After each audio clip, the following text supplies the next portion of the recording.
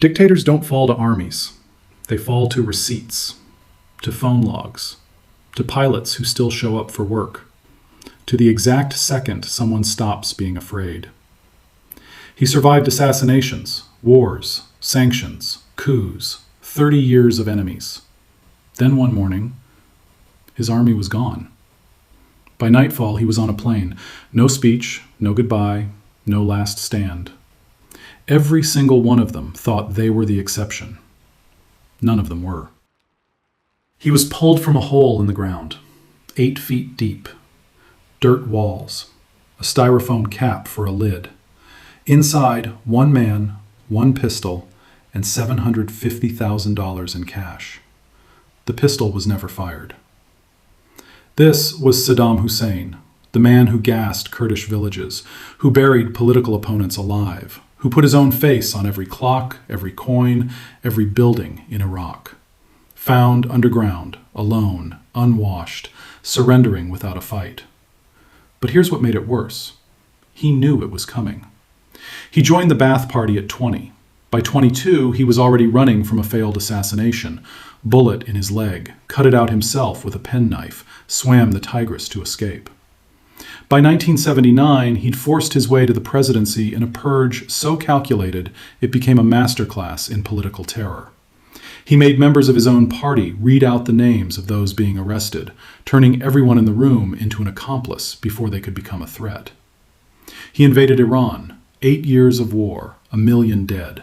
He used nerve agents on Halabja, 5,000 people killed in a single day. Built palaces while his country starved. March 20th, 2003, the United States invaded. Baghdad fell in 21 days. The statue came down. Saddam vanished.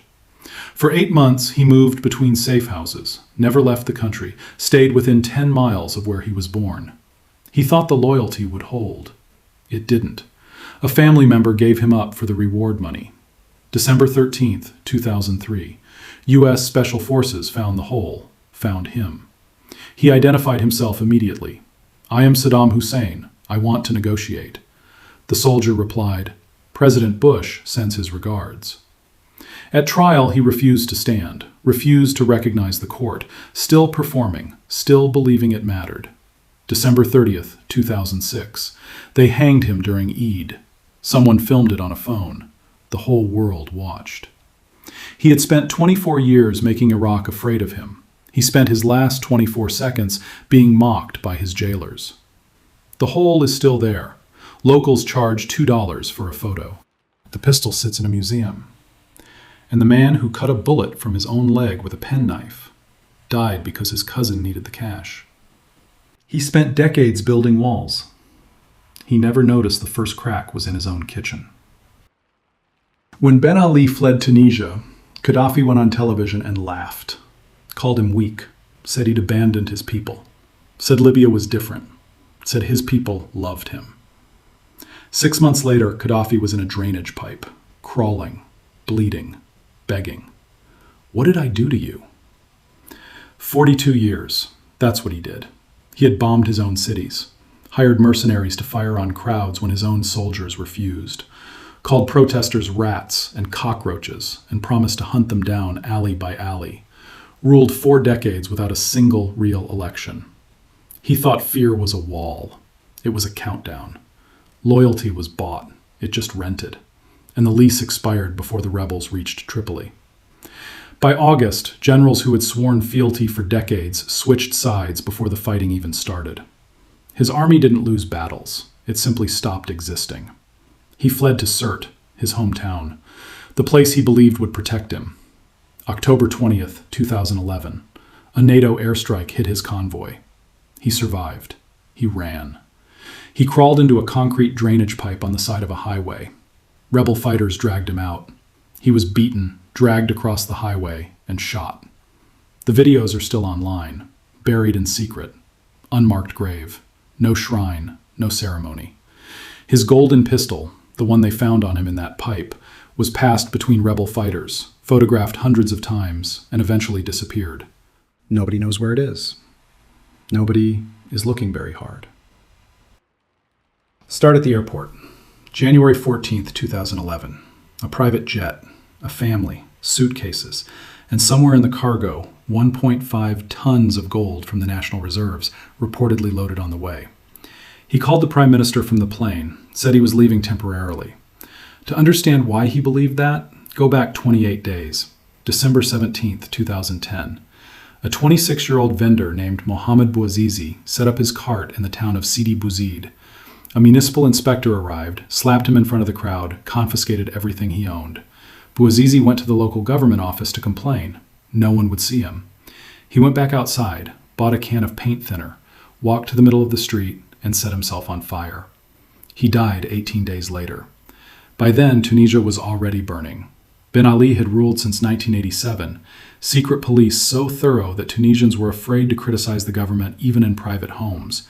He had watched dissent for 23 years, monitored it, mapped it.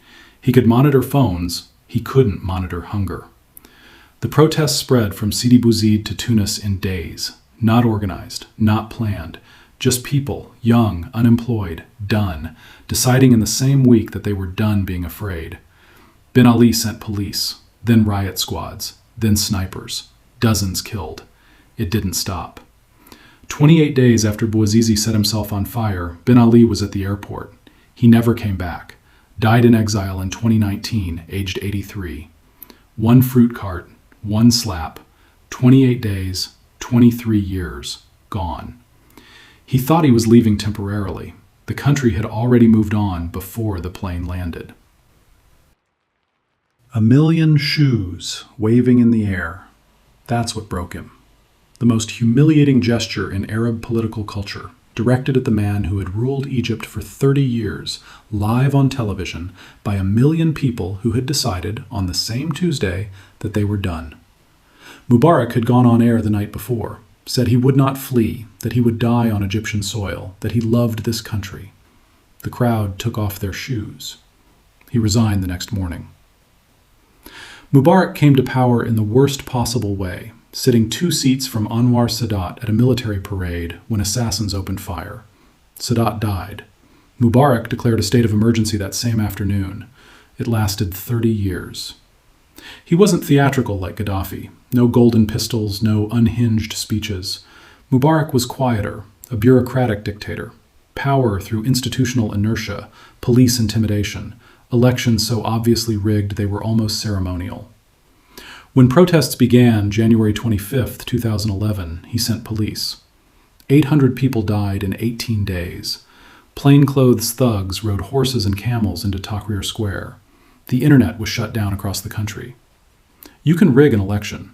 You can't rig a million people standing in the same square on day 18. February 11th, the vice president. One sentence. Hosni Mubarak has decided to step down. Then came the part nobody expected. He was arrested, carried into court on a hospital gurney in a cage, convicted, sentenced to life, then retried, then acquitted, then released. He moved back to his Cairo villa, gave interviews, complained that history had not treated him fairly. Died February 25, 2020, aged 91, in his own bed, in his own country, a free man. The people who overthrew him went to prison. He didn't. 30 years of power, 18 days of protests, 0 prison time served. December 8th, 2024. The presidential desk in Damascus. Coffee still warm. No president, just a ticket to Moscow. Bashar al-Assad was never supposed to be here. He was training to be an ophthalmologist in London. Second son, the quiet one. Photography, the internet, not politics. Then his older brother died in a car crash. Bashar was called home. He became president in 2000 at 34. Gave a reformist speech. For about a year, things seemed different. The Damascus Spring, they called it. Then the security services shut it down, and Bashar became his father. March 2011. Teenagers in Daraa spray-painted anti-government graffiti on a school wall. Arrested, tortured. Their parents protested outside the police station. Security forces opened fire. The country exploded. What followed was one of the most catastrophic civil wars of the 21st century. Barrel bombs, oil drums filled with explosives and scrap metal, dropped from helicopters onto neighborhoods. Sarin gas in Ghouta, 1,400 people killed in a single morning. Starvation as a siege weapon. Aleppo turned to rubble, 500,000 dead, 12 million displaced. He survived because Russia showed up in 2015 with airstrikes. By 2019, Assad had retaken most of the country. The rebellion seemed broken. He thought that was the end of it. It wasn't. November 27, 2024. A rebel coalition launched an offensive from Idlib. Aleppo fell in 4 days. 4 days. Hama fell hours after that. Homs fell without a fight. The army that had defended him through 13 years of civil war simply dissolved. Soldiers abandoned checkpoints and went home. Commanders stopped answering phones. Russian jets can hold a regime together. They can't hold a promise. December 7th. Rebels at the outskirts of Damascus. Assad was not there. He had boarded a plane the night before. No speech, no statement, no last words for the country his family had ruled for 54 years. 54 years of the Assad dynasty, ended on a runway, in silence, in the dark. The ophthalmologist who never wanted power became the man who used chemical weapons to hold it.